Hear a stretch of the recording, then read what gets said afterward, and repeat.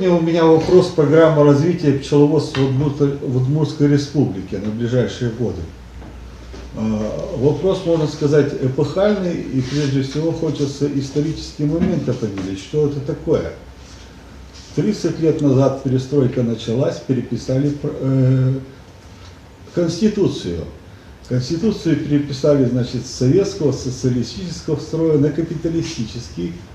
Нужно было, как говорится, ударить себя в грудь, сказать, что да, мы капиталисты, мировое сообщество нас признало, но необходимо, чтобы еще и экономика заработала на капиталистический лад. И вы все видите, что изменились, значит, водный кодекс, лесной кодекс, региональные законы появляются, в частности по пчеловодству. 8 апреля 2019 года был принят и подписан закон о пчеловодстве у нас в Удмуртии. Это региональный отраслевой закон, это подзаконный акт Конституции. Я не буду обращать внимание на его качество, но скажу, что именно наличие этого закона позволяет дальнейшую разработку программ, дальнейшую разработку новых трудовых отношений и меняет наше сознание, честно говоря, на капиталистические рельсы. И вот сейчас мы с вами присутствуем при том историческом моменте, что будет обсуждаться один из вариантов развития, то есть программа, подпадающая на этот закон. Я буду обсуждать новые трудовые отношения в пчеловодстве. Значит, в апреле этого года по личному предложению Ольги Викторовны Абрамовой, она ко мне лично по электронной почте обратилась, что не желаете ли, Андрей Владимирович, разработать программу развития пчеловодства. Я сперва отнекался, говорю, да мне надо пчел выставлять, у меня тут столько работы, у меня было 120 пчел в семье, осталось сейчас уже 30. Вот. У меня очень много работы, я сперва отнекался. Потом, значит, ко мне обратилась Вершинина с нашей районной администрации. С тем же вопросом, ну нельзя, ты давай от Воткинского района. От всех районов избраны были представители. Я не знаю, кто свои проекты предоставил, но я вам сегодня свой зачитаю. Он, кстати, небольшой, в 4 пункта, основные 4 пункта, но если хотите, можно дополнить. Я хотел, чтобы Ольга Викторовна присутствовала, и она, конечно, изъявила свое желание и сказала, да, что она будет. Мы сегодня утром переиграли, Наталья Евгеньевна здесь. Но самое главное, что представитель от министерства у нас здесь. Да. Мы с вами в прошлый раз, когда я приезжала, договаривались, что вы будете нас уведомлять о ваших встречах. Но вот откуда я сегодня опять перед вами. Значит, ну, займемся, наверное, по теме. Значит, вопрос очень ответственный. Сперва-то я отказался, но подкорка продолжала работать. Думаю, как же надо так вот сделать, чтобы довольно-таки элегантно, есть у математиков такой термин, элегантно решить проблему, чтобы с максимальной эффективностью, с минимальными затратами и в наших реальных условиях, чтобы это все пошло. Где-то ниточка, за которую можно зацепиться. Я понял, что необходимо создавать пасеки смешанного направления, медово-опылительные. Это давно вопрос, собственно, в верхах-то он муссируется, наука об этом давно уже заостряет внимание.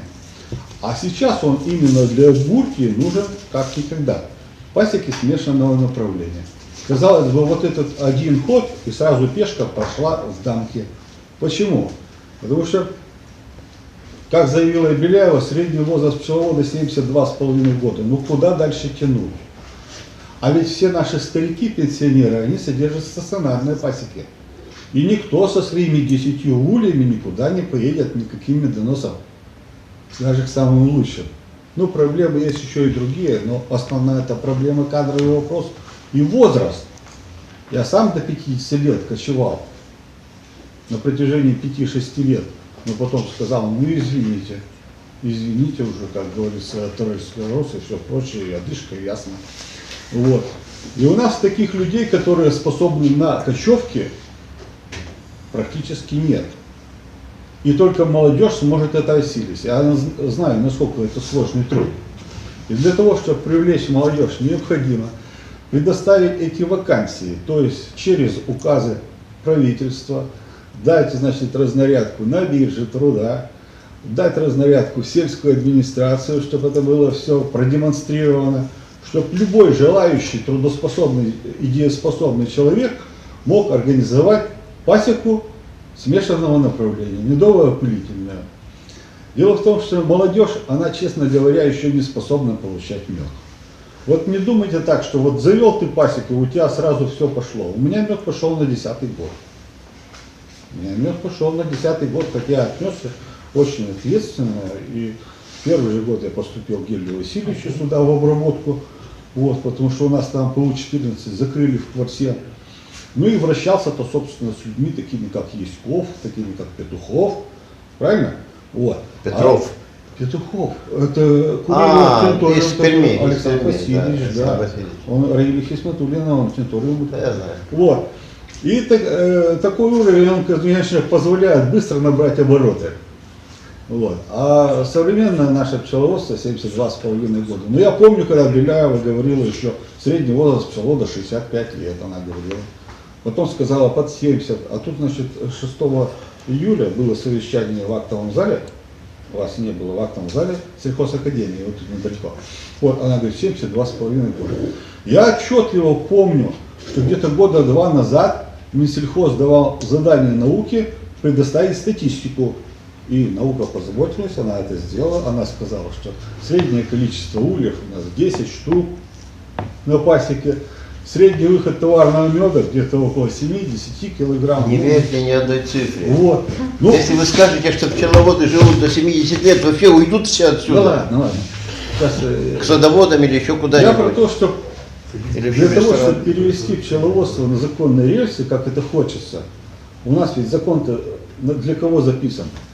Принят. Он ведь принят не для тех, кто у нас фактически есть.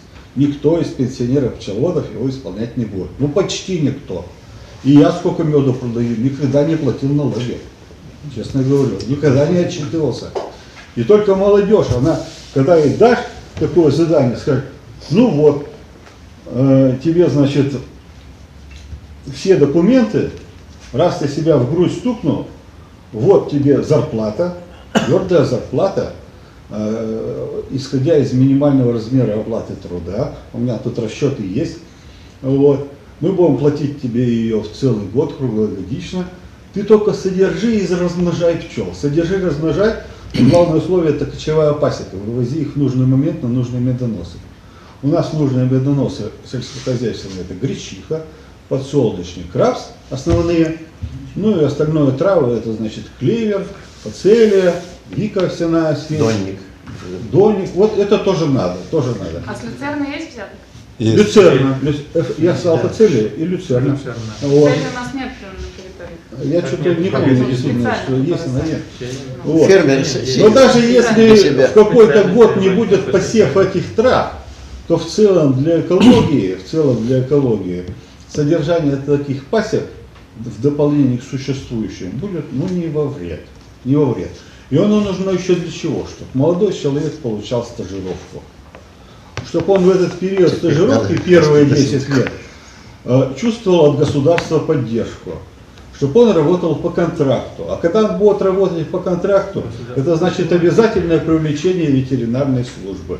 Это значит обязательное оформление всей бухгалтерии, в том числе и ветеринарных санитарных паспортов. И все большее количество будет прибегать и привыкать к этим новым формам трудовой деятельности. А нас-то вы уже, честно говоря, не заставите. Ну вот как вот, меня 3 раза государство вот так вот опускало вот до плинтуса. Я сейчас встану и скажу, ну кому тут еще налоги заплатить? Да никогда в жизни. Все, хватит.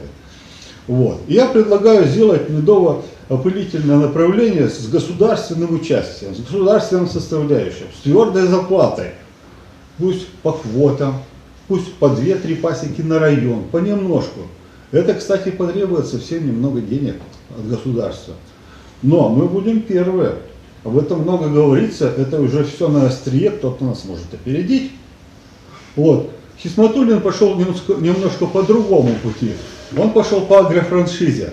Но это метод такой же классический, избитый. Он просто набрал молодежь, сказал, вот вам ульи, вот вам пчел, вот вам долговые расписки от вас. и занимайтесь. Ну, там медоносные условия немножко поздоровее, я бы не сказал получше, поздоровее они в Пермской области. Там легче содержать пчел, даже если они меда не принесут, их легче просто содержать и размножать. У нас с этим уже напряженка идет. Честно вам Это говорю. вы про какой регион говорите?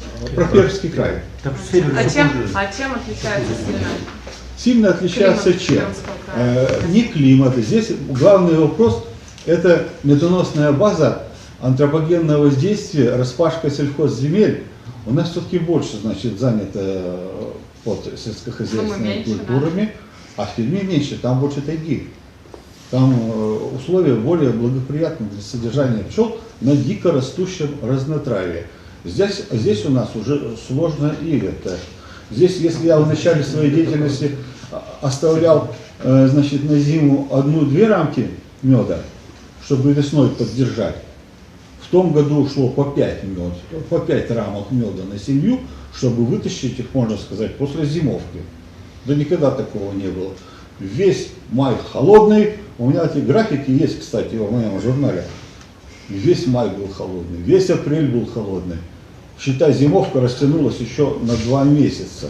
По температуре это был уже активный период. Жрали они в 3 горла, до 500 грамм меда требуется при интенсивной яйцекладке, а нектара не было. Я уж их чем попало кормил. И дрожжами, и этим молоком, и, значит, сахаром в дополнении, и пергу им разводил. То есть это вопрос серьезный. Сейчас уже сложно здесь не просто получать мед, здесь просто сложно содержать и пчел, и размножать их. Я, может быть, сужу несколько узко по Воткинскому району, но, во всяком случае, по Воткинскому району это так. Хотя пасека у меня в очень хорошем месте, на лугах, вблизи коренного берега, у меня там липа, дуванчики, первоцветы, ну, казалось бы, все это есть, но в очень ограниченных масштабах. И вот одна пасека у меня, крупная пасека, у меня сразу уже чувствуется нехваточка. Вот, так что надо привлекать молодежь. Именно первый пункт, основа программы, это будет... Андрей Владимирович, сколько пчелосемей, сколько ульев может содержать вот один человек по вашему плану? Как вы видите? Я начинал с 25 семей, мне их так вот сразу дали, сгрузили, у меня руки были по кулаки, как у боксера были поначалу. С помощником лет. То есть это много. надо еще привыкнуть Много. к ужалению. Про Надо, начинающих. чтобы пройти, значит, Он же естественный говорит, отсев. молодых, которые лечение. То, что вы, значит, найдете 10 человек на это, останется 2-3 человека.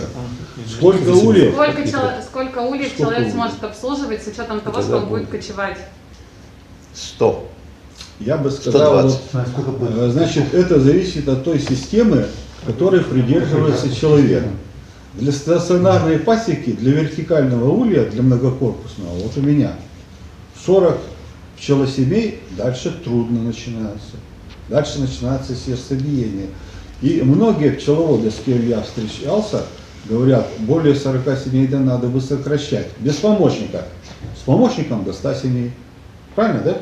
Конечно. Ну, вот так вот. Это общепризнанно. Жена, Я бы хочу жена, сейчас... дети. Да, этот пункт я зачитаю, как он у меня выглядит в программе. Как раз то, что вы не дочитали. Вот, первое, введение, не буду сейчас зачитывать его, все знаете, вот, что мы хотим, что мы умеем. И это введение, значит, будет размещено на нашем сайте «Страна меда». Если скажете, то Обязательно. Вот, у Ломаева есть, я его не отправил, и его надо, значит, на «Страну меда» обязательно эту программу. Новости, да? Да, новости Сочетание пластмассы с в полной, в развернутом виде. А я сейчас читаю только вот с 6-го листа начну, потому что все, кто присутствует здесь, все в теме. Этот первый пункт выглядит так. Для освоения передовых методик нужно избрать занятие пчеловодством в виде основной деятельности с получением стабильного дохода. Передовые методы позволяют увеличить выпуск пчелопродуктов, но сами по себе они сложны, тяжелые и трудозатратны. Ну вот все эти павильоны и все прочее. Бизнес-план производства оказывался очень напряженным. Так, для содержания одной человеческой семьи Пчеловод должен откачивать ежегодно более 1 тонны меда и обслуживать более 40 пчелосемей. Это тяжело чисто физически, требует высокой квалификации и многолетнего опыта. Многие бросают. В первые 10 лет организации хозяйства начинающим пчеловодам необходимо доплачивать за опыление сельхозкультур и поддержку экологии, иначе они прогорят. 10 лет – это стажировка по специальности, зарплата из республиканского бюджета, с отчислением в пенсионный фонд. Квота – 1-2 государственные пасеки, государственный сколько, что-то не полностью государственный, это всего лишь контракт государственный. На район с оплатой на уровне 1 МРОТ за 20 пчелосемей. Мне кажется, это вот примерно цифры такие близкие к реальности. 1 МРОТ, это сколько? Это 10 тысяч, сейчас 11 тысяч. 12 тысяч в месяц. За то, что ты начинающий начнешь обслуживать 20 пчелосемей. Если он сразу 40 начнет, ну, он завалит их под болезнью или не успеет обслужить. Ну, начинающих надо все-таки в 2 раза поменьше. Не 40, а 20. 2500 субъектов. Это потребует для начала всего лишь 4-5 миллионов рублей в год на всю Удмуртию. Ольга Викторовна сидела сразу, посчитала. Нет, 6, говорю. Но я просто ошибся с числом районов. Я вот карту России лучше знаю, чем родную Удмуртию. Она говорит, нет, 6 миллионов. Ну, примерно такое число. 4-5. При этом, ну, не в каждом районе будут. Начать хотя бы с Ижевска, с Воткинска, это нужно в южных районах. Кочевки нужны больше в южных районах. На севере, там у нас, где Шаканский район, вот, истинное пчеловодство, исторически сложившееся, и еще сохранились леса, может быть, это и не надо ускорять. А вот по южным, по центральным районам, значит, смешанные пасеки с привлечением молодежи нужны уже вчера. Вот. Именно с такими хозяйствами смешанного медово-пылительного направления нужно заключать договоры на кочевку сельхозмедоносов, чтобы они обязательно вывозили своих пчел для опыления к обговоренным культурам в необходимые сроки. Это будет новый уровень культурного пчеловождения. С начала опыления, а мед на 2-м месте. По расчетам, прибыль от опыления в 100-200 раз выше стоимости меда. Ну, цифры это весьма, конечно, вилами по воде 100-200 раз. Это действительно, когда специально под этих пчел посадишь рапс, он зацветет, ты его вывез, они все туда накинулись, или подсолнечник, ну, может и превысить, конечно, в 100-200 раз выше стоимости меда. Вот, в Америке, по крайней мере, на этом все рассчитано. И но рапсовый мед ведь он не очень хороший. Нет, он не хороший. Зачем же нам тогда рапсовый мед производить? Вот смотрите, что сейчас делают. Рапсовый мед сейчас нам поставляют Ульяновск, Саратов и Башкирия тоже. Зацепились за наш брендовый мед. Почему? Потому что разрешается купажировать. Мед считается естественным по ботаническому происхождению, если 40% с конкретного местного медоноса по пыльцевым зернам, а все остальное может быть и подсолнечниковый, и никто претензий не скажет. Отличная почта, но она основная Вот. Если дело дошло до государственной республиканской программы развития, то сначала оплатите пчеловодам труды по содержанию и размножению пчел. Это создаст заинтересованность и будет честно, по-капиталистически. А остальные подробности люди урегулируют сами. Пасеки смешанного направления, юридически оформленные, с контрактом на опылительную деятельность. Это основа программы. Постепенно такая организация труда станет нормой, к ней примкнет часть пенсионеров, пчеловодство войдет в законные рамки, а республика окажется с урожаем сельхозкультур, с медом и другими пчелопродуктами. У нас появится отрасль под названием пчеловодство. Сейчас отрасли нету, вот уже закон создали, а отрасли нету. Сейчас есть ремесло и деятельность. Плетение ногтей продолжается до сих пор. То есть в производство мы упремся тогда, когда появятся реально цеха по первичной переработке пчелопродуктов. Вот. Ну, полностью юридически оформленное. Вот когда мы в это упремся, вот это будет создано отрасль. Но цеха, чтобы оформлять, нужно объединяться. Объединяться. Одного пчеловода недостаточно будет, смысл цех держать. Конечно, конечно. Но это уже вопрос 2-го и 3-го плана. Я вам сейчас основные пункты перечисляю. И это произойдет эволюционно, без грубого давления, без издевательств. Так, ну первый вопрос, вот я с вами обсудил, это наша программа уперлась, организация в кадровый вопрос. А это значит, что она уже запущена, время прошло достаточно много, нужно делать было все гораздо раньше. Вот, сейчас уже придется ставить во главу угла привлечение молодого контингента. Я бы сам до 50 лет занялся кочевым пчеловодством. У нас до сих пор простаивают 2 вагончика. Я начинал с кочев. Вот. У нас до сих пор остались 2 вагончика. Интересное дело.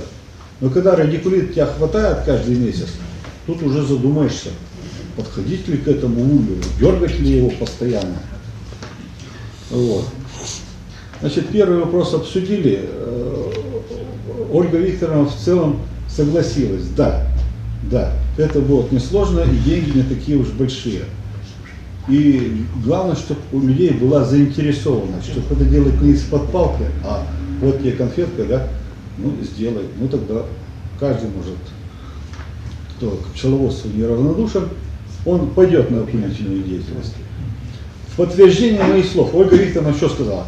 Я хочу побывать на ваших посиделках, как к твоему выступлению отнесутся общественность. Может, это твое личное? Поэтому я по каждому из 4 пунктов прошу проголосовать. Вот кто за то, что реально предоставить людям новый вид деятельности, как? Выделение из бюджета денег. Да, вот с поддержкой государства организовать новый вид трудовой деятельности. Именно кочевое пчеловодство смешанного направления, медово-опылительного. Вот кто вы согласны с этим предложением? Надо обсудить это еще предложение. Вот, в принципе, обсудить это мы долго будем обсуждать. Я на то, чтобы эта программа была принята в целом, но поскольку кворума не хватает, я, наверное, все-таки добьюсь, что мы напишем письмо коллективное в Минсельхоз, и вам легче будет на него обосновываться, а не то, что это какой-то Нельзин из Воткинского района. И в нем все эти пункты, возможно, еще дополнительные будут. Нет, просто ваше письмо надо было направить и в наш адрес, и Причалову, как вы это сделали. Я вам направил лично, Наталью Евгеньевну. Нет, вы направили на Причалова. Причалова и вам, Шевчукову, я направил. Я в один день направлял. У меня компьютер-то у меня в библиотеке. Вот. Я прихожу в библиотеку нашему Фаину Максименко, говорю, ну что, давай сам. И я помню, что мы в один день отправляли и вам, и, значит, я даже помню этот самый АПК, адрес-то был, АПК Шевчуковой. Вот, это помню. Вот. Вы одновременно должны получить были с Бринчаловым. Вот. Не знаю, кто сейчас у него Свинин по-прежнему курирует этот вопрос. Да, экономия, нет, пчеловодство относится к сельскому хозяйству, и сельское хозяйство в правительстве сейчас курируется все-таки Ольга Викторовна, заместитель председателя правительства. Ага. А я в правительство-то на адрес Свинина отправил. Это еще вперед получили. Да, они вперед получили. Они мне прислали письмо, что, значит, мы получили. Вот, будет рассмотрено в пределах полномочий. Это я получил, да, это было. Ну, теперь второй пункт программы. Голосовать-то не А будем? первый как? Первый, ну, С двух за. Про что вы говорили? за то, чтобы организовать новый вид трудовой деятельности, пасеки медово-опылительного направления, кочевые пасеки медово-опылительного направления, чтобы они были с государственным участием, с зарплатой пчеловодов. Я об этом толдычил. Ну, так очень долго, и поэтому Да, размыто. у меня выпадает. Ну, кто за, вот, я за. Это реальный шаг. Все, это, пожалуйста, это... Пусть это будет несовершенно, но зачин-то должен быть положен, ее потом совершенствовать. Может быть, оно и совершенность, просто мы еще об этом не знаем. Людям понравится, я там кажется. Да.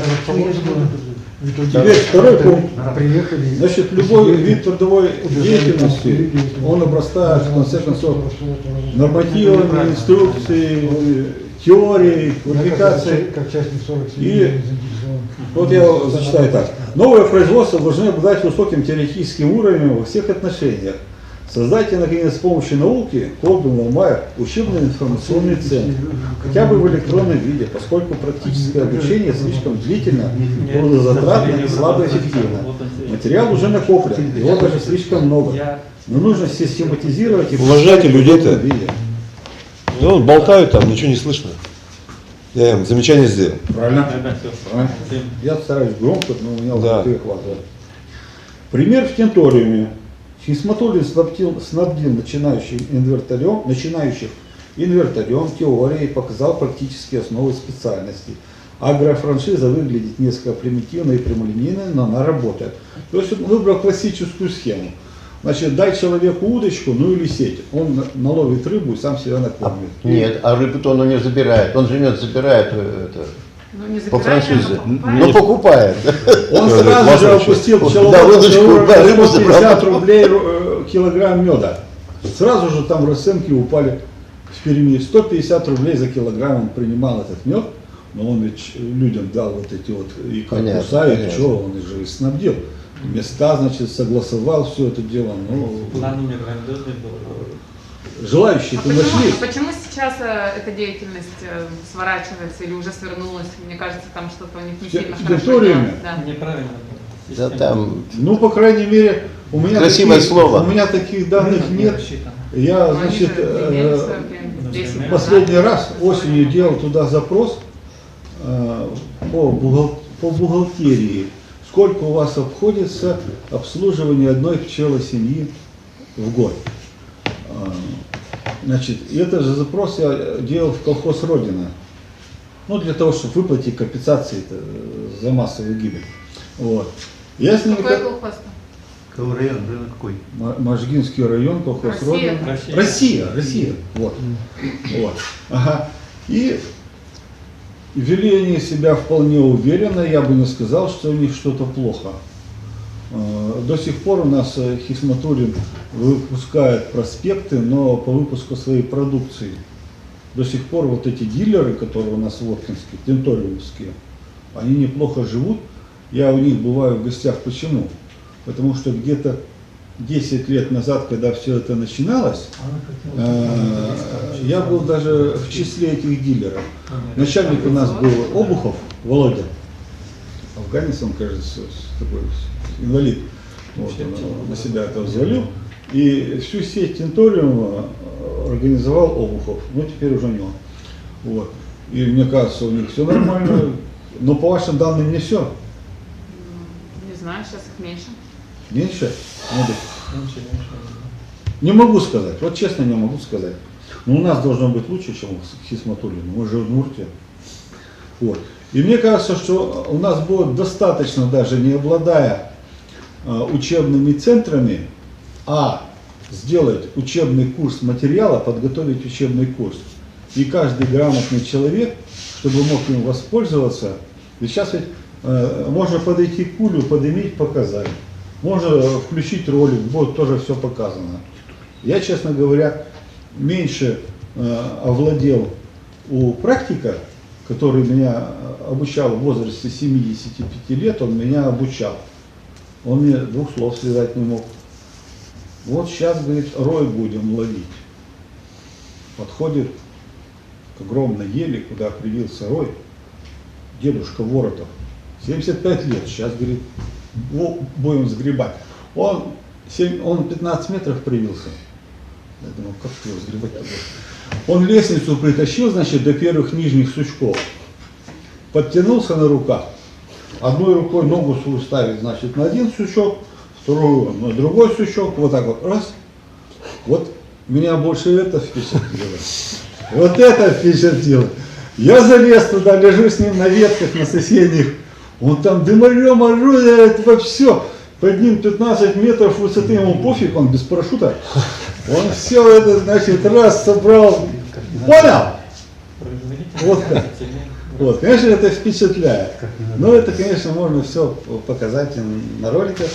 Вот. Если будет у нас такая учебная программа, ее вполне можно сделать. У нас Колбина работает на Россию, да? Работает по глобальным вопросам. Она мало работает для вот, пчеловодов, практиков. Ну, конечно, есть. По болезням она хорошо, значит, себя зарекомендовала. и даже организовала такую службу, вот, я как-то вот читаю, своим глазам не верю. Бесплатный выезд для ликвидации болезней. Было такое, не знаю, сейчас существует или нет. Вот. И вот это, значит, теоретический материал, конечно, у нас должен быть. Если мы просто соберем толпу желающих, безработных, ну что, через год никто не останется, останутся разбитые телеги. Нужно, чтобы остались заинтересованные люди. Так, еще организационная часть по этому пункту. Выделите, наконец, пчеловодство в отдельную сельхозотрасль. На уровне Минсельхоза должен был быть отдел с ответственным руководителем, и уже к нему нужно пристыковывать выращивание пчелоопыляемых сельхозкультур, а не наоборот. У нас, я сколько помню, пчеловодство, то к растениеводству у нас сначала было, потом к животноводству его пристыковали. У нас до сих пор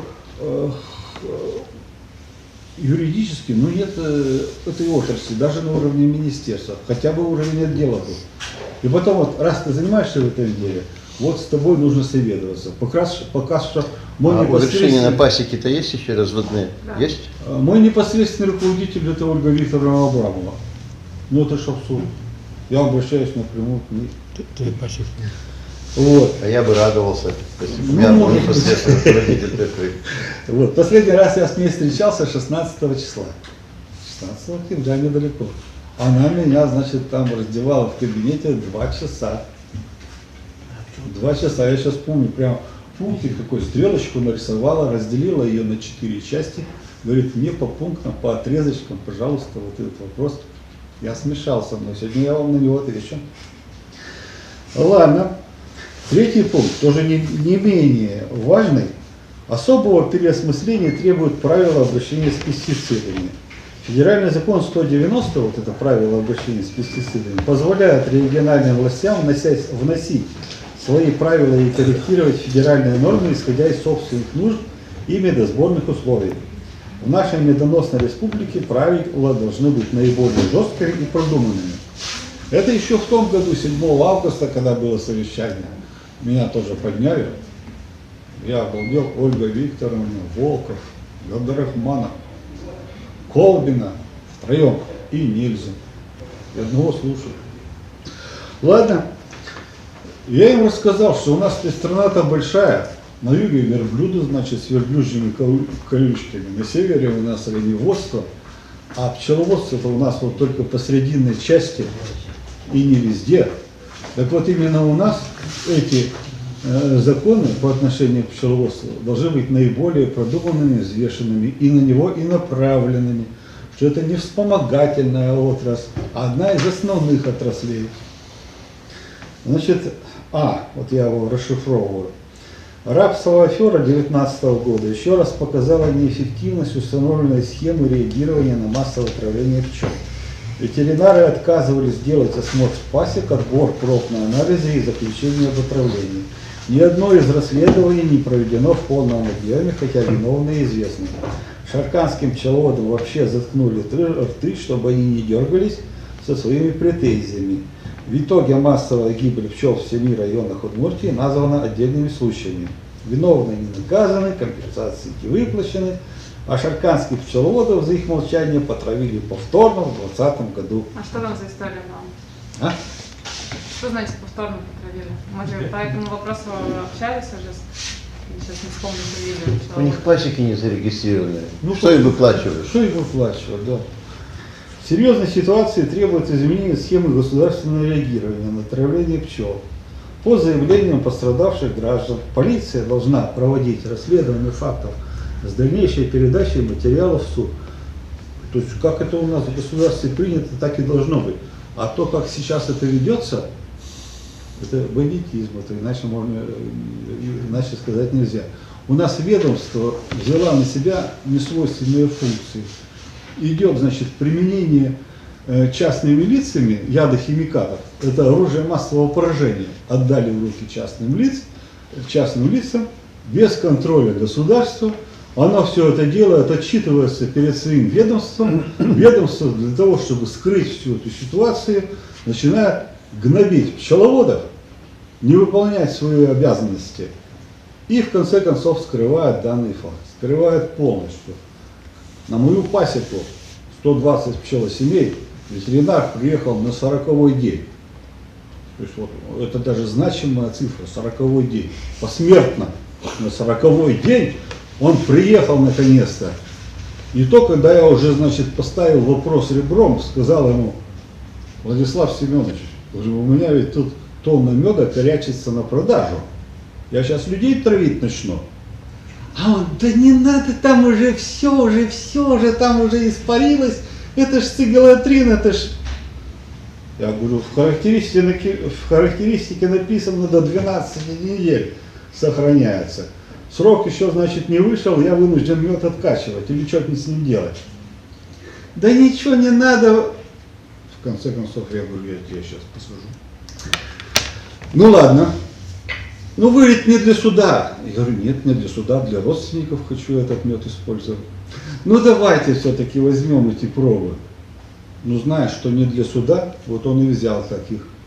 Он направил со мной животновода какого-то по коровам, не специалиста. А в документах написано, что должно быть выборочно 10% из 10% всех. Не я должен лично, как хозяин пасеки, выбирать самых гнилых, самых падших и предоставлять. Это он вот методом тыка просто должен сделать наугад. А он пришел и говорит: да я животновод, да ты сам все сделай, я только посмотрю и подпишу. Должна быть представитель сельской администрации Гавриловского муниципалитета. Ну вот нету ее что-то, ну она потом подпись поставит. То есть действительно он сделал документы недостоверные для суда, чтобы я ничего не мог отсудить. Я все равно на свою пенсию свозил эти пробы в Казань. Обошлось мне это в 14 тысяч, 10 тысяч за сами анализы, остальное накладные расходы за проезд, полностью моя пенсия ушла. Но я предоставил анализы, в которых в меде имеется цигалатрин. Эти анализы есть у вас, вы мне до сих пор не ответили.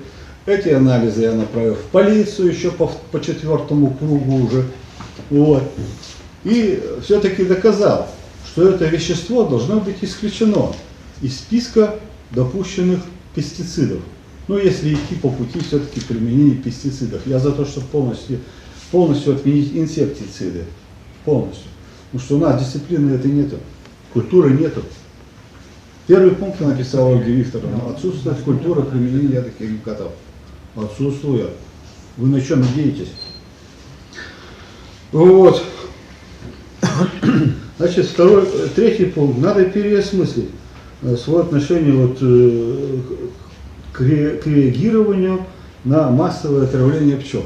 В свое время академик Авилов в советское время он разработал инструкцию. Ну, вы все представляете, что советский период это где-то образец крепостного права, когда все равны, но одни еще равнее. И вот когда, значит, партия и правительство начало проводить всеобщую химизацию сельского хозяйства, то все пчеловоды, частники должны вот так вот стоять. Мы проводим химическую обработку, а вы там, значит, бегаете, крышками закрываете, сетками закрываете, уносите, увозите. А с какого? Вот материться хочется. А какого? Я такой же собственник, такой же гражданин, что директор агрохолдинга, у которого 1000 гектар, что я, у которого 100 ульев. Я по своей принадлежности по отношению к государству обладаю теми же самыми правами и не хочу, чтобы их попирали. То есть со мной никто не посоветовался и загубили все мое хозяйство. Так вот, то, что вот в Можге-то сейчас приняли, что ах, мы оповещать будем. Да фигня все, не надо ничего не оповещать. Необходимо принять такие условия, при которых пчелам не будет совершенно вреда. Необходимо пересмотреть регламент применительно для удмуртии. Это полностью пересмотреть список применяемых ядохимикатов, вот, исключить оттуда этот каротезион, печально известный, у которого цена 800 рублей за килограмм всего, вот, но который может, значит, 12 недель, значит, действовать на пчел И потом еще и в меде оказываются. Ну куда вот еще вот это? А у нас начали реестры пасек составлять. Но не с того конца начинаете, честно говорю. Вот. Я все-таки дошел до Роспотребнадзора, когда предоставил им свои протоколы. Вот. То есть надо пересмотреть несколько пунктов вот таких. Я тут сейчас зачитаю. Яды – это оружие массового поражения. Они действуют на растения, пчел, воздух, почву, людей. По существующим положениям явно опасный вид деятельности применение ядов отдан в руки частных лиц с контролем ведомственного органа, без полицейского надзора. ГУВ УР, начальник Габдрахманов, нагло крышут промашки Минсельхоза, обрекая пчеловодов на разорение, пчел на вымирание. Дождетесь, когда начнется физическое устранение пестицидников. Можете воспринимать как угрозу, даже ей-богу. Привлечь, если я потом сорвусь на кого-нибудь и закопаю себя на пасеке. А что, я плачу ипотеку, у меня вот так вот, уже горло вот так вот. Я и пасеку-то, собственно, размножил под ипотеку, у меня своя программа развития. Почему в текущем году вы пасеку не восстанавливали? Не смог. Я, значит, у меня в том году Какие способы со восстановления пасеки со 120 до 30 у меня упало. Это после всех моих работ по восстановлению.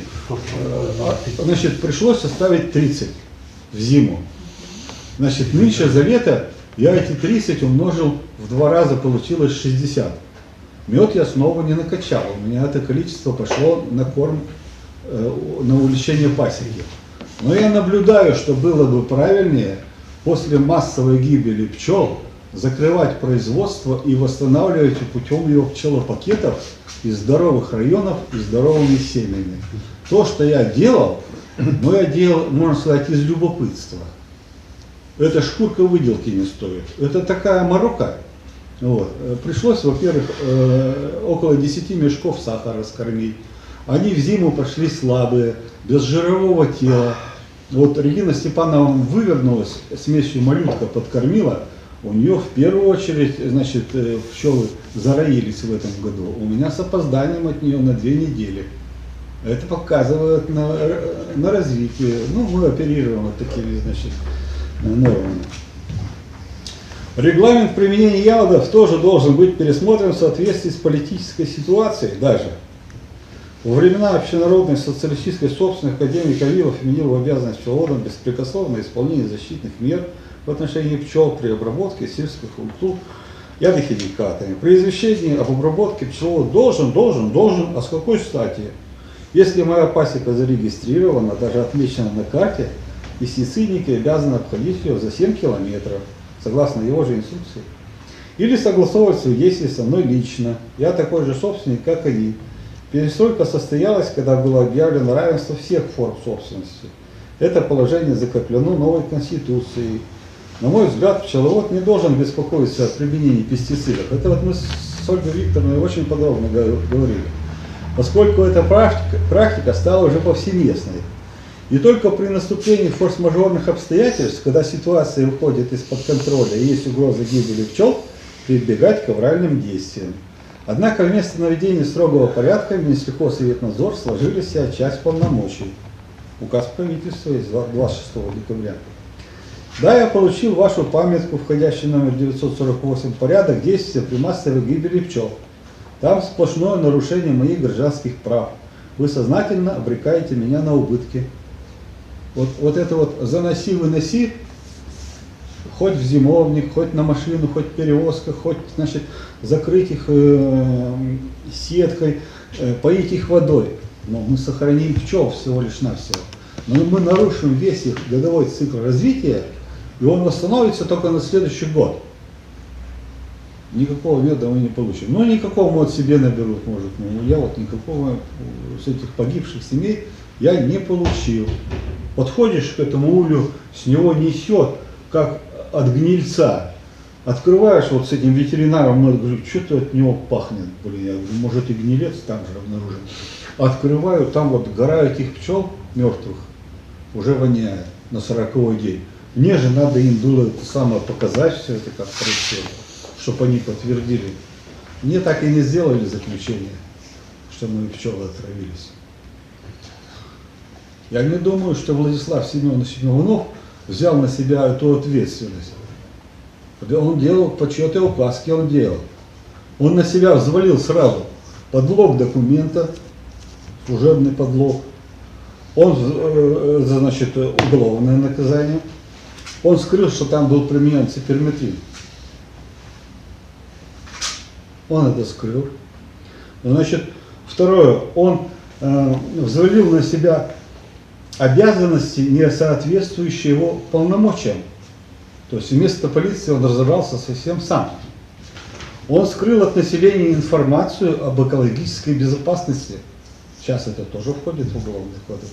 Андрей Владимирович, вы обращались с этими моментами? Вот блокировка такая. И в суд, и в полицию 4 раза обращался, 4 круга я так вот прошел. Андрей Владимирович, ну Вы просто... обращались, вы иск составляли? Мы сейчас с вами по Да, программе мы сейчас по общаемся. программе, извините, я что- отвлекся. Нет, эти вопросы мы в прошлый раз обсуждали, неоднократно Мы общались. опять это самое соскочили, я понимаю. Давайте пункт В. Угу. То есть, по мнению всех пчеловодов, оно озвучилось неоднократно, необходим пересмотр списка химикатов. Почему в Воткинском районе был применен каротезион? Почему до сих пор используются фосфорорганические препараты повышенной опасности, не только для насекомых и для людей? Вот обязательно для себя фосфорорганические это отметьте. Я вам говорю, как летчик химической авиации. Они обладают губительным действием не только на насекомых, но и на теплокровных. Хотя и класс опасности на 1 снижен, но я 3 дня находился в реанимации без сознания, потому что когда травил саранчу, отравился лимфотоксом. Но это дело происходит не то, что вот я 1 раз пролетел и все. Это произошло на 5-й день командировки, когда я потерял сознание, от лимфотокса. И начались галлюцинации. Ладно, меня пожалели, сказали, гастроэнтерит, неизвестная этиология. А могли бы просто списать. Вот так вот. Это нехорошая очень вещь. Фосфорорганические яды, химикаты. Вот. Применение пестицидов приводит к попаданию яда в мед. Население в 2019 году наелось отравленного меда, население Воткинского района. Вы не дали мне ответа использования. Ну ладно, это опять. Вместо изучения действительных причин массовой гибели пчел в 2019 году Минсельхоз отгородился надуманной причиной. Не было налажено оповещение. Нет, изначально был нарушен регламент. То есть тут вот сколько угодно оповещай, не оповещай, необходимо разработать такую программу Минсельхоза, когда бы исключалось негативное действие на пчел. Но все-таки применение ядохимикатов я допускаю в форс-мажорных обстоятельствах. И мне Ольга Викторовна говорит, вот эту черточку все-таки в сторону пестицидов ты мне по отрезкам-то размей, где плановое применение, а где форс-мажорные обстоятельства. Так вот, если саранча на нас нападет, или опять та же белокрылка, может получиться, что расходы от гибели урожая несопоставимы с количеством пчел, которые находятся в данном районе. Может такое быть? Может. Но вот эти-то вопросы не должен решать частник со своей лавочки. Это должна быть государственная схема реагирования. Я помню, что в советское время райкомы, крайкомы этим занимались конкретно. И только после согласования с райкомом, с крайкомом, председатель колхоза имел право применить ядовитые вещества. Сейчас я узнаю, значит, читаю дело свое, значит, судебное, о наказании Орловой, крестьянское хозяйство Орловой, ее наказали на 3000. Вот. За убыток 30 миллионов по Удмуртии, это, пожалуй, единственный случай, наказали ее на 3000 штраф. Так вот, эта Орлова, она применяла пестициды, гербициды по пшенице. Она применяла. Она пчел-то, не собственно, пчелам-то она никакого вреда особо не принесла. Андрей Владимирович, Опять. можно вопрос такой? Да. В советское время, ну ладно, согласовали, да, Да. совхоз согласовал о том, что будет обработка. Дальше-то сельхозпредприятие, да. Пчеловоды-то при этом что делали? Вот согласно инструкции Авилова они и делали. Они закрывали и увозили, и оставались без меда. Слава богу, с пчелами. Извините, вот я пчеловод, вот сельхозпроизводитель, агроном. А? Мы нынче работали, травили, 300 гектаров рапса было, 5 метров, пасека его, с другого района. Все нормально. Так нормально, если вы не в период цветения. Как это период цветения? Период цветения, какое вещество? Я не знаю, На пчел действовало, нет? Характеристику этого вещества. Действовало. Давайте мне самый паспорт этого вещества. Тогда я вам полностью отвечу. 2 дня, 2 ночи травили. Пчел вы закрывали? Конечно, закрывал. 5 раз Понятно. закрывал, 12 открывал. Понятно. Дня. Ну, все-таки применяли защитные меры? Да, конечно, Конечно. применял. Ну, конечно, применяли. Предупредили за 3 дня. Все Растениеводы-то все-таки выше в иерархии стоят, чем пчеловоды. От пчеловодов То есть, вообще никакого Правильно я дохода. понимаю, что диалог, когда вот налажен между сельхозпроизводителем... Если вы не знали, что у вас рапс под носом, как вы тогда поля не знаете его, что ли? Как Да вы будете что? травить-то? И я не знаю, где у меня рапс находится. Я сразу ему ветеринару мне позвонил. Ну так это, наверное, сельский. Нет, вы же знаете, что рапс. Нашли агронома по телефону. Да, да. Вот вы так теперь... Я вот так Мы с сейчас ними, пару раз видимся, я всё, вот дай только бог. так с ними и теперь общаюсь, что звоню директору агрохолдинга, говорю, Зачем здравствуйте. ему звонить директору? У вас 80 гектар нынче посеяно у меня в зоне лета пчел. Посеяно. Ну вот мне известно, что у вас папа держит пчел тоже. Адреса мы ваши знаем. Передаем вам, значит, привет, пожеланием крепкого здоровья. Вот только так приходится с ними. И сельская администрация тоже звонит, будет обрабатывать пшеницу этими гербицидами. Да. Это не по вашему сельскому совету, это по-другому. Звонили. Звонят. Хорошо, спасибо. Закрывал, не запаривались, ничего. Ну, принимал меры, сетки сделал. Сверху. Да могу видео показать, он мне показывал там, выставлял. Все нормально, все можно работать, никаких проблем. Я... То, что у вас отравились пчелы, сами виноваты. Почему вы виноваты, да? Ну да. Андрей Владимирович, так по программе-то что дальше? По программе. Третий пункт. Четвертый пункт у меня. В целях успешной реализации программы необходимо пересмотреть деятельность ГУФР в отношении пчел.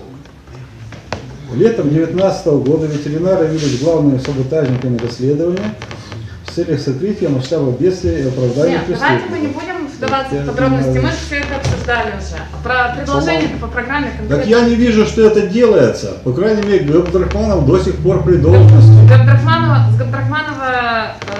сейчас полномочия по контролю и по надзору сняты в части. Они, да, выезжают, Да, он они мне написал составляют. это, что мы больше не контролируем. Они выезжают, составляют акты, но при этом. По программе. Да. Это Они так это не будет дебаты. контролируют. Так, ладно. Предложение-то какое? Какой, насчет чего? Ну вот по 4-му пункту. По деятельности ГУВР Ну, в Россельхознадзор полномочия переданы по надзору. территориальному, федеральному органу, кстати, Да. в Киров, а не у нас, вот можете сказать. Нам сложнее, Так мы относимся к Кирову. мы относимся, но нам-то рядовым пчеловодам сложнее с ними контактировать. У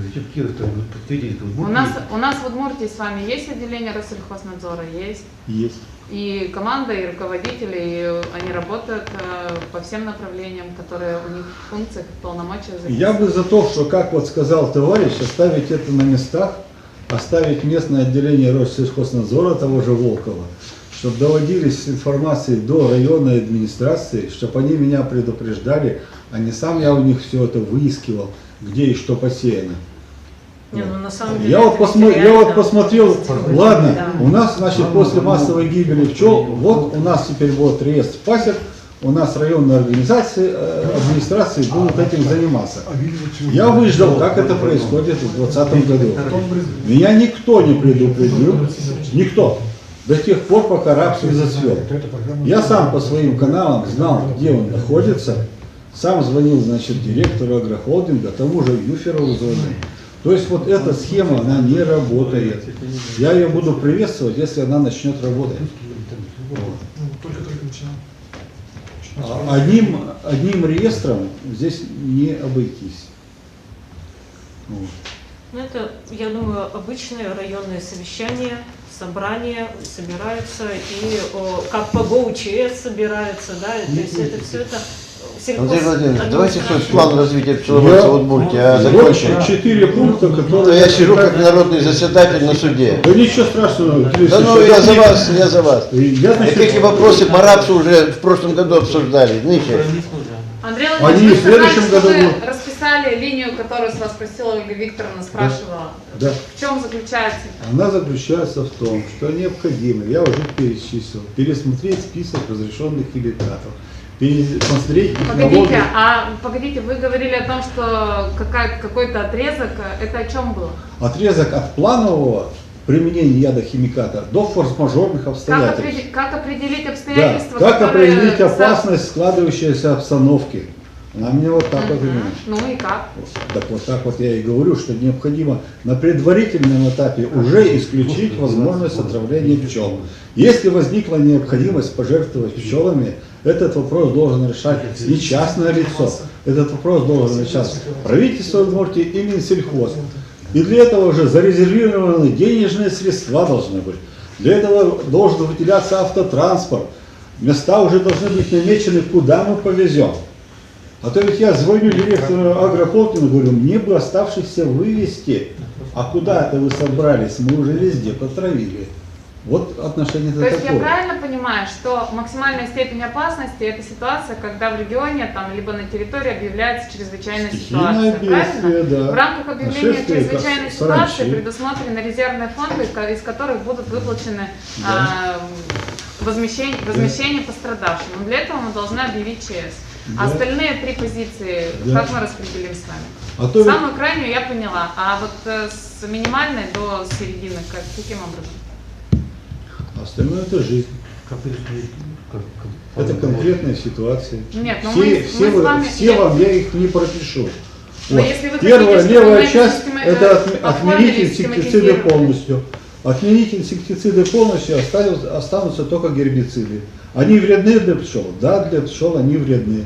Мы будем получать каждый раз по пригоршне, по 2 пригоршни возле каждого улья. Мы можем немножко не добирать мед, мы можем получить, значит, яд в этом меде, но у нас не будет массовой гибели поголовья. Вот от этого плановое применение пестицидов, оно освободит нас от массовой гибели, чтобы такое больше никогда не происходило. Можно я тут свое добавлю, свое видение? Вот вы правильно говорите, но тут очень много тонкостей. Много. Мы полностью никак не можем это исключить с оборота эти ядохимикаты. Но было бы идеально внутри региона принять такое положение в радиусе 5-7 километров от стационарных пасек, которые зарегистрированы, не использовать химикаты 1-2 класса. 1-2 класса. Вот это было бы идеально. Вот я так понимаю. Мы не можем это регулировать. Ну, Это- внутри республики Это это можно федеральный принять? уровень, к сожалению, нет. Это федеральный уровень. Нам просто-напросто не пропишут, потому что федерация прописала эти условия, и мы не можем их изменить. Это условия федерации. Нам Вот сейчас но- разрабатывается закон пчеловодства Российской Федерации. Там тоже пункт в радиусе 7 километров пестициды первого класса не должны использоваться. Первого класса. Да. Но Понятно, больной вопрос у тебя. Ну, я за час другие положился. специалисты Ну, молодец. говорят, что Нет, ты последние внутри слова региона мы скажи, можем принять такие положения. Чего последнее слово? Это не полностью Не исключить. надо материться. А в радиусе 7 километров последние слова. Потрудитесь завести в Удмуртии товароппроизводитель, сельхозтоваропроизводитель, он уже знает заранее, вот тут пасека, последний, что это вам точно стоит последний. посадить, Это мои последние слова.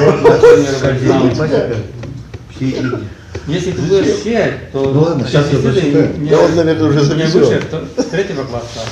20. Но тут меры все предосторожности извещать, пояснять. Молодец. Мое понимание такое просто. И у нас такое предложение будет. Все идет параллельно.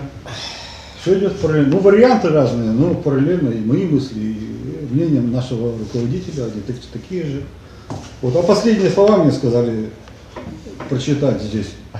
Потрудитесь завести в Удмуртию дополнительно 2 тонны китайского меда. Мою загубленную пасеку я восстанавливать не намерен, пока не найдете порядок с пестицидами. Пчеловод, пенсионер. Вот реально так обстоят. А зачем китайский мед? А? Китайский мед зачем? Ну он дешевый, с теми же самыми пестицидами. Понятно. Если дальше не будет... Андрей Владимирович, мы все понимаем. Я чувствовал себя народным заседателем, я голосую за тебя. За Спасибо, тебя Андрей Владимирович. освободить от ядохимикатов. Да. Я вот занялся этим делом благодаря вашему напутствию. О, да. Да. Но дело в том, что мы не можем поставить по иерархии себя выше, чем растениеводы и Очень прочее, жаль. прочее. Не Очень можем. жаль, очень жаль. Мы частные лица. Очень жаль. Ничего, гору капля точно. Государственных пасек у нас 5% от 95. Вот. Да. Это поэтому что мы И делаем? томофильных культур у нас небольшой процент. Сколько? 10? Меньше процентов. Меньше? Ну, не государственных, а которые организованные. Ну да. 3% у нас. Гель там. Васильевич, Я хочу, чтобы были КФК, Два-три предложения КФК было вот эти вот сказать. смешанные Два-три направления. из предложения молодежи. хочу сказать, я говорю. Тогда под них Хочешь можно сказать? все Дополнение законы вот этого. подвести, и они будут работать. Хорошо. ПСО только при Садитесь. организации Сейчас мы, сельского значит, производства. На самом деле, этот пасеки вопрос закончим. Материал на Входят в минуточку. организации К этому же вопросу Плюс недолго, совсем порядка это 11 2-3 крестьянских предложения. фермерств. Хорошо, да, я скажу. Да, все остальное часто. Ну, я думал, что этот вопрос с отравлением в прошлом году еще решили. И я в прошлом году уже почувствовал его, это самое, ваши действия. В район звонят, значит, район звонит по муниципальным образованиям, а там есть человек ответственный, всех в этом муниципальном образовании оповещает. И вообще там пришли человек, и то меня нашли в городе и позвонили, что мы будем опылять. Какой Ты- район? Это Дебевский, поселение Сюрногорское, деревня Смольники. И сказали, какие поля, на каком, ага, сначала в Нюровая, это я говорю далеко, а когда, вот тогда, то есть расписание опыления мне все сказали. И я принял решение, что это мне не опасно, это не опасно и так далее. То есть, в общем-то, понятно, что они что-то делают, но заставить их, так сказать, регламент, значит, борьбы с насекомыми для рапса, ну, это трудно, наверное. Они ведь тоже не нарушают, наверное, уж так. А как же не нарушать? Ну, нарушают, тогда это судебное дело. Вы это правильно делаете. Я как народный заседатель сегодня вас поддерживаю. Ты хотел сказать, Вот, Андрей? я что хотел сказать по этому же вопросу. Вот то, что мы сегодня обсуждаем, очень важные вопросы, как всегда. И мое видение буквально это 20 предложений. Я как главный агроном Завеловского района, да, 15 лет. И в то же время я пчеловод. Вот на заседании постоянно сюда проявляют. Поэтому все эти вопросы не на уровне конфликтов это должно решаться. Вот. И вот за все время это работа только один раз, и судебные дела, совхозом правда, совхозное это поселок. Только там у нас были вопросы, и тот вопрос касался защиты, это как картофель защищали они, вот. Были гербициды, а они подумали, что это против колорадского жука. Вот. Поэтому вот тут очень много перечень химикатов, допустим, очень большой, это химикатов. Поэтому каждое хозяйство берет свой набор. Вот Вершинин Аркадий Николаевич, это Россия Можгинского района, у них 2 пасеки. Мы им семена давали, вот, как его для фацелии, так и да. Рядом это, и химикаты, это, вернее, посевы были рапса. Но ни одна пчела, надо сказать, у них не пропала, вернее. Потому что, вот, Сидоров там главный агроном, он, кстати, опрыскатели приезжали чужие, наемные приезжали, он четко контролировал. Рано, вернее, ну, вечером они уезжали, темнеть начинало. Утром рано он уже прекращал работу, потому что говорит, контролировать их надо. Вот. И им удалось, в общем, без конфликтов, без ничего. Вот на скандальном совещании при Викторовне Аркадий Николаевич Вершинин даже выступал, в общем, говорит, его свою точку зрения. Поэтому надо решать. Вот. В законе это должно быть прописано, но на уровне человеческих отношений специалистов обязательно должно быть. Вы сказали про личностный фактор. Стоит ли на него надеяться, если законами и нормами это не предусмотрено? Ну, понятно. А всего лишь по совести. Некоторые могут, а некоторые не могут. Ведь мне Алевтина Леонидовна в глаза смеялась. Не докажете. Вы представляете? Я к ней со своими претензиями. А все равно не докажете. И смотрите, самые сильные районы Малопургинский, Можгинский, Завяловский, Угинский, частично Воткинский. У них везде рабство еще больше становится это рабство. А у пчел-то это идет за сбором все-таки на большое расстояние. И никакие заборы не помогут, вернее. Поэтому это хочешь, не хочешь, твой мед, он все равно с рапсовым довеском больше, в любом случае. Сколько там процентов больше. Потому Так, закончим? все. Нам Один надо вопрос. двигаться. Вот я Пожалуйста. пчеловод. Вот агроном хозяйства. Штумп, мы знаем Штумпа. Посеял Охотник поле, был. посеял поле. Сколько это было-то? Еще там редька была, так и правильно. Горчица еще была. Все нормально, все сотрудничество, все получилось. Как у других так получается, плохо, я не знаю. Просто диалог не налажен. Вы договорились, Да. вы человечность друг к другу отношения. Проверили. Человечность. Дело в том, что Он дело в том, что это обрабатывал в стадии... Нет, я Дожди были. Бесспорная личность факта, что у них налажено. Мы не знакомы были. У нас это Я его деда совершенно знаю, налажено. допустим, а его не знаю. Мы будем нагреть. Сеять, когда начали, это не летом, не зимой стало известно. А когда было стало известно-то? Мая, что там братство было сеять, поля были пустые. То есть, когда начали сотрудничать-то, позвонили, встретились в поле случайно даже еще. Предупредили, в 5 утра приехал, закрыл, 12 открыл. Потом звонят еще, Это какой район? Увинский.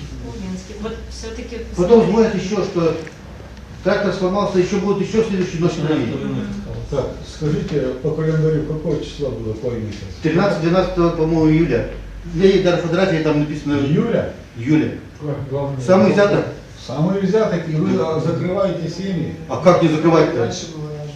Ну вы Закрыть семьи конечно сохранили. На полдня. Но они Ну, выходят. третьего класса не вырабатывали. Третий класс, вот видите, третий класс. Еще А вот- третий класс, да? Да. по-моему? А вот губит пчелу это первый, второй класс. Вот если Но в любом случае, я правильно понимаю, в любом случае, какой бы гербицид не был, какие бы химические препараты не при...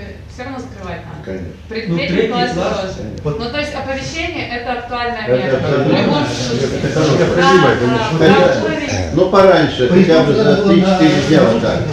Они в Ну, том на день, суп как это запарить, всегда. всё. Так. Я даже покажу. Дорогие мои, 4, значит, значит, несмотря на коронавирус, мы говорим, активно ведем себя, никто не думает о смерти. Молодцы, молодцы. Мы ребята. вперед смотрим. А мне сегодня было очень приятно, вот два молодых человека, вот Штумп, это мой друг по охоте был, сейчас вот у него сын учится у меня, вот второй, оказывается, есть. Молодцы ребята. И вот девушка, Наталья, новенькая, так сказать, глава муниципального образования. Это очень здорово, здорово. На вас, кстати, вот все и ляжет, все это оповещение, и чтобы не было конфликта с пчеловодом. Вот понимаете, я сама родилась и выросла в Ижевске, да, а потом так получилось, Ну, что корни-то переехала деревенские, нет, нет? нет, переехала в сельскую местность. И вот сейчас, вот смотря вот на эту ситуацию, да, честно могу сказать, что насколько мы все-таки в сельской местности лучше работаем с населением. Диалог у нас выстроен намного лучше, чем в тех же уже городах. Да. Поэтому, скорее всего, вот таким районам, как Воткинский, да, то есть крупным, уже около городов, им, конечно, наверное, придется сложнее. А вот уже в Увинском, пожалуйста, насколько слаженно можно срабатывать.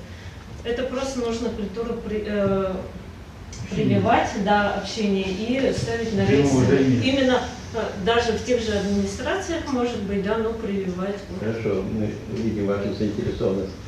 Значит, сегодня я предполагал еще познакомить вас, даже не познакомить, а вообще посоветоваться о подготовке к международному форуму Апимондия 2001, который будет проходить в Уфе. Это второй раз в истории этого форума. Россия. Третий? Второй. Второй, в 1971 году, последний раз. Вот. Но, во-первых, тут мы задержались, и я предлагаю перенести на следующий семинар, который будет у нас, как всегда, последняя суббота месяца, ноября уже. Это где-то там 28-е, по-моему, также. Вот. Но позавчера умер очень человек, много сделавший для пчеловодства России и особенно для Башкирии, Ишимгулов Амир. Вот. Амир Ишимгулов. 60 лет. Так что мы вставать не будем, но вот давайте так вот подумаем, какой человек. А он там один из главных организаторов этого форума, он входит в локальные, ну, локальные это имеется в виду российские структуры. Там, заместитель председателя. Ну, значит, я вас познакомлю с, как идет подготовка, какие секции, кто у нас в России за что отвечает. Там есть и растениеводство, и болезни, ну все есть. Я в воле случая отвечаю за полинологию, поскольку я занимаюсь пыльцевым анализом меда. Оказывается, это очень важно. Вот. Я немножко тушуюсь, потому что какой я полинолог? Я просто технарь. Я занимаюсь распознаванием пыльцевых зерен под микроскопом. Ну, вот так вот. Так что переносим это на следующий наш семинар. Можно еще минутку-две? Ну, пожалуйста. Дело в том, что это, у меня пчелы на очень приводятся часть семей в город, где-то 8-12 семей. И вот интересный такой факт. В прошлом году год холодный был, голодный для пчел. Мы углеводы восполнили, белков нету. В итоге нынче весной здесь 4 апреля понесли такую обильную пыльцу, это в городе, в лесу не знаю. И вот развитие, то, что в городе и в лесу, это как небо и земля. В городе развелись, вот Негачай идет, там 15 мая мне пришлось подкармливать как бы с полынью пчел.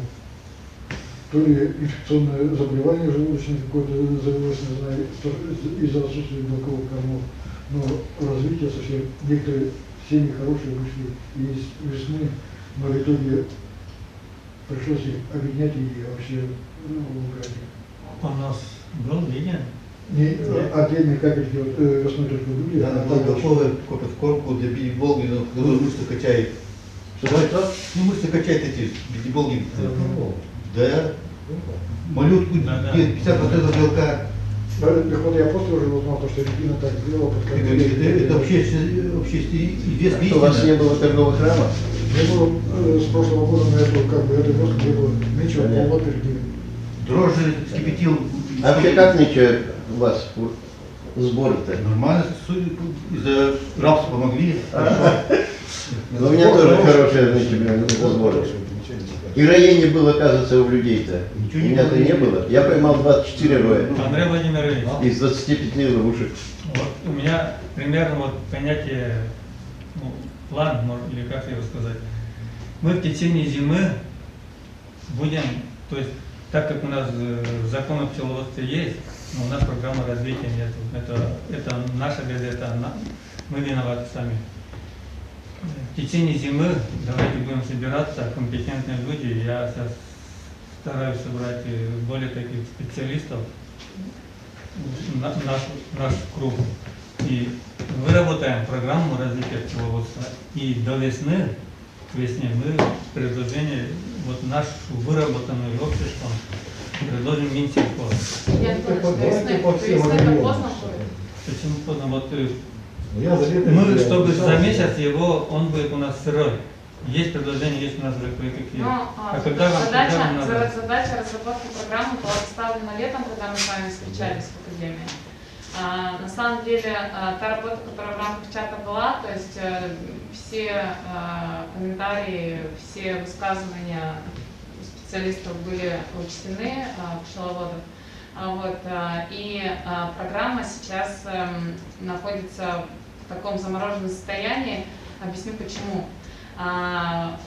Предложение, значит, как бы предложение реальное Андрея Владимировича, да, то есть мы вот эту схему взаимодействия и создания опылительного направления, именно опылительного, да, мы берем в разработку, но на сегодня, с учетом того, что у нас 97% частный сектор пчеловодства, само отрасль представлено, 97% участников, и организовываться достаточно сложно, поэтому мы на сегодня видим развитие, это создание крестьянско-фермерских хозяйств под гранты. То есть гранты на пчеловодство выдаются, и как бы вопросов никаких нет в рамках любых направлений. Значит, Конкурс уже объявлен, да? В текущем моменте принимаются документы, еще раз есть. То есть но будет конкурс? Он не специализированный, он как бы на все направления рассматриваем, в том числе пчеловодство. Да? То есть если человек хочет развиваться и хочет крестьянско-фермерское хозяйство создать, он волен выбирать какое направление, то есть там любые все направления. Там форма КФХ. По опылительному направлению мы в работу взяли. Это действительно интересно и важно, но здесь в любом случае взаимодействие с сельхозтоваропроизводителем и формулировка Андрея Владимировича про зарплату, но она, наверное, будет такая вот, как бы в кавычках, да? Облачная. Да, облачная. То есть возможность формировать поддержку в виде субсидии, да, она есть. Возможность формировать поддержку в виде гранта, да, она есть. Но чтобы это была зарплата, нет, такого быть не может. То есть это единовременная выплата, ну максимум 2 раза в год мы сможем там как-то организовываться, но не в ежемесячном режиме, это исключено. Значит, это мы также берем в разработку. Так вот, про программу. Мы застопорились на том, что экономического эффекта от поддержки частных лиц, которые занимаются в любительском формате пчеловодством, экономического эффекта нет. Поэтому подумали о том, что, наверное, нужно понять вообще, в каких территориях целесообразно развивать пчеловодство и будет экономический эффект, и начали работу с наукой. То есть сейчас рассматривается то, о чем мы в начале встречи говорили, сейчас рассматривается возможность заключения контракта на научно-исследовательскую разработку по определению и изучению медов Удмуртии по их идентичности, для того, чтобы сформировать бренд. И даже в том числе как бы и при выходе на Апимондию, да, иметь уже какие-то данные, характеристики наших медов, чтобы заявлять, хотя бы в рамках маркетинга использовать, да, какие-то характеристики для продвижения. Вот сейчас с программой висим в этом плане. Потому что по моле у меня действительно было много вопросов, насколько это целесообразно. Потому что программа, которая предложена УДГУ, она в основном заключается в том, чтобы исследовать и разработать вот эти вот феромоны, их получить, выделить и организовывать ловушки. Но вопрос был, а действительно ли это проблема? Сейчас как бы я понимаю, что да, проблема, у меня несколько ответов есть, что никто этого не замечал и не видел. Если это проблема, если она действительно есть, значит мы берем ее в работу, да, мы согласовываем, там, изменения некоторые будут, но неважно. Работа по феромонам будет вестись и будем это обсуждать. Дальше. Программа в какой части поздно? Сейчас на сегодня идет процесс бюджетирования. И по большому счету процесс бюджетирования, да, в республике, программа развития в любом случае поддержка. Да, бюджет, формирование бюджета на 2021 год. Это в любом случае поддержка, да, отдельных субъектов, там, не знаю, гранты, не гранты. Это для того, чтобы у нас программа заработала в 2021 году, мы должны прописать и предусмотреть объемы финансовых средств поддержки сейчас. Для того, чтобы, если мы делаем программу весной, соответственно, бюджетирование и деньги будут, вероятнее всего, только в 2022 году. Надо постараться. Сейчас мы на научно-исследовательские работы закладываем в бюджет деньги, в любом случае будем закладывать. И уже статья прописана, как бы проект предложен по финансированию научно-исследовательской разработки. Но на гранты как бы тоже средства есть. Но вот по созданию КФХ пылительного типа, и сейчас еще посмотрим, какие затраты, у меня получается больше, чем 6 миллионов. Объясню почему, что если у нас с вами 3,5% пчелопыляемых культур вообще от всей площади посевов в Удмуртской республике, 3,5% это 27 тысяч гектар. Сколько на 27 тысяч гектар нужно пчелосемей, чтобы их накормить, и взяток, чтобы был, и чтобы какой-то выхлоп был? Ну, у нас есть средний, да, у меня сейчас нет развивки. 200 на гектар. 2 семьи на гектар. Это уже хороший результат. Я тоже смотрела, что там от 2 до 5 пчелосемей, в зависимости от культуры, то есть там, поэтому вот среднее тоже в расчете. Если вот 2, как вы говорите, взять, мы тоже взяли 2 предварительных расчета, у меня получается, что на 49 тысяч пчелосемей. Это то количество, которое в статистике у нас с вами стоит. У нас с вами там 50 с копейками стоит. А в реестре, которым Андрей Владимирович, значит, говорит, что нам не надо, там у нас всего 43 тысячи пчелосемей. Но при этом я понимаю, что цифры-то там нереальные. Вот. Но опять же, мы же берем из официальных источников, из подомовых книг. То есть как вы отчитываетесь, как вы говорите на Значит, в уровне Удмуртии 150 тысяч пчелосемей это минимум. Нормы есть, да. Здесь семьи больше нельзя. Нормы. Подпольщики. Как правило, пчеловод. Обязательно весь объем посеять сразу. Налог на пчелиную Всем не обязательно весь объем. Какой налог на пчелиную семью? Ну, нет. Откуда это Я история? пчеловоды Первоначально учет, но потом налоговым боже. да, они боятся. Это они как думают. Если Степан не боится. Да. Хотя пока не благодарят налоговым никому. Да, вот они боятся. Изменение налогового кодекса 43 Ну, статья. значит, По что тесту покупать надо будет. Если у него 20 семей, всеми 5 напишет, там кто-то было, там кто-то, да. Ну, вот мы, например, нынче документы принимали по поводу вот этого всех сокрытий, да? Да, мы боролись с Минфином год, ну, реально год, чтобы сделать компенсацию. Но нам не разрешили этого сделать. Поэтому в результате получилось так, что это была субсидия на возмещение затрат, если кто-то покупал пчелосемьи. Но мы отлично осознаем, что как бы, большинство, даже если покупали, никаких документов нет. Но момент-то в чем? В том, что когда мы все-таки те пакеты документов, которые к нам пришли, начали рассматривать, по домовой книге стоит там 10 пчелосемей, а в акте написано, что при осмотре на пасеке 50 пчелосемей. И все, и этот пакет уходил с отказом, потому что данные не соответствуют. Это всего лишь один пример, когда субъект, пчеловод, потерпел потери и не смог ничего получить только потому, что цифры разнились. Акт это устанавливающий документ. Нет, он хотел получить. Он хотел получить на то, что потерял.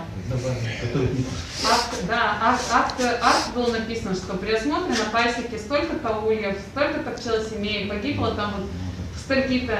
А по домовой книге у него Акт составляется чиновником государственным, а домовая похозяйственная книга со слов. Погодите секунду. Замечательно. Но акт подписывается, составляется при участии собственника. И подписывается. Нет, погодите. И подписывается собственником. Мы не будем об этом говорить. У вас нет, регистрации нет, паспортов нет, поэтому домовая книга это тот документ, который мы приняли в рассмотрение. Но это лишь один момент. Налога на пчелиную семью не будет, я не понимаю, что это, и не вижу никаких оснований как-то этого бояться. Да как? Я уже помню, как у нас в деревне смородиновые кусты считали в детстве. Я запомнил. Это федерация. Смородина, вишню считали. Помните, конечно? Это было в 60-е годы. А я еще живой.